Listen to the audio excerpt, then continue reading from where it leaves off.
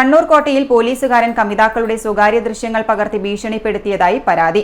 കോട്ടയിൽ സുരക്ഷാ ഡ്യൂട്ടിയിലുള്ള മുഴപ്പിലങ്ങാട് സ്വദേശി പ്രവീഷിനെതിരെയാണ് പരാതി ഉയർന്നത്. കോട്ടയിലെത്തുന്ന കമിതാക്കളുടെ സ്വകാര്യ ദൃശ്യങ്ങൾ പകർത്തുകയും ഇത് പുറത്തുവിടാതിരിക്കാൻ ഇയാൾ പണം ആവശ്യപ്പെടുന്നതായും കാട്ടി കണ്ണൂർ കൊല്ലം സ്വദേശികൾ സിറ്റി പോലീസ് കമ്മീഷണർക്ക് പരാതി നൽകി. പോലീസ് അസോസിയേഷൻ നേതാവാണ് ഡ്യൂട്ടിയിലുള്ള പോലീസുകാരൻ എന്നാണ് വിവരം.